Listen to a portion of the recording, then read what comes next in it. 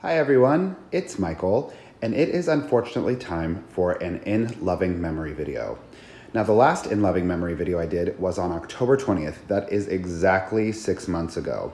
So I've been on quite a roll with keeping my orchids happy and healthy, but when I did my packing and shipping orchids video, which I will link below, I totally called it on these two because they were already struggling. Similar to when you transition your plants to semi-hydroponics, the best time to do that is when the plants are healthy.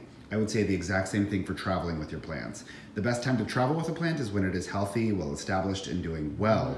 But these ones were not doing well before this transition, and they are certainly on their way out now. So today we're saying goodbye to number 2 and to number 42. So that's my Cattleya Yuan Gold and my Spathoglottis Plicata. Now this really breaks my heart on number 2 specifically because this one has been with me almost from the time that I started growing orchids. And the reason it's on its way out is because it endured a lot of mistreatment at the onset of my orchid growing experience. I potted and repotted and drowned, and I did really, really terrible things to this. So I'm surprised it's hung on as long as it has. It started to pick up really significantly after I did the tea bag method, which I will link below.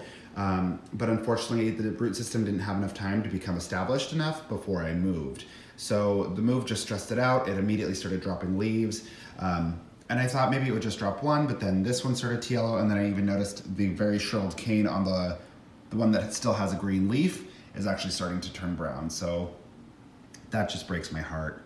And my Spathoglottis Plicata, it just dropped leaf after leaf after leaf as soon as it got here. It was very, very unhappy. And it happened really quickly. I think that the issue I was experiencing with my Phragmipediums is what ultimately killed this. I think it doesn't like stagnant water. Now, I could be mistaken, but I do believe that this grows right alongside a lot of streams. It is a terrestrial orchid, so I think the reason there was so much dieback on the leaves when I was in Colorado was because I was allowing the water to be completely stagnant in the bottom. But also, I think I wasn't giving it enough light. So I think that combined when I was in Colorado really started its demise. And then the travel was just the last nail in the coffin. So the big takeaway here is I think I'm gonna treat this like I treat my frags. Maybe put a bubbler in it, maybe put I don't know, just refresh it more often. It's so funny, my husband Justin, he does not want me to include this orchid in this video. He does not want me to say that it's dead. He insists that this tiny growth here will save the plant. And he also insists that if it hears me saying anything disparaging about its success, it'll just give up. So I don't know, that's very sweet, and maybe he's right, but I just don't think that this is going to, I just don't know how it's going to photosynthesize. It doesn't have any leaves to kind of support it through this new growth. Just to kind of, indulge Justin, I am not going to throw this away immediately. So if it does have a crazy miraculous recovery, I will let you guys know and re-include it in the collection. But for now, I am saying goodbye to number 42 and number 2. So sad. I was doing so well for so long.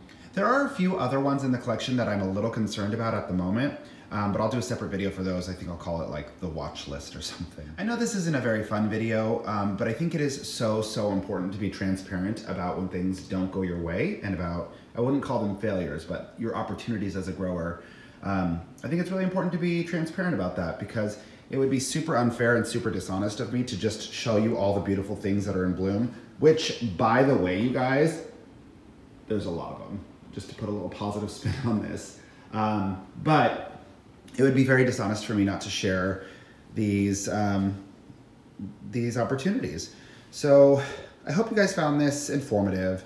Again, thank you so much for choosing to spend your time with me. If you have any questions, concerns, or feedback, go ahead and leave it in the comment section below. Don't forget to click subscribe and have a beautiful rest of your day.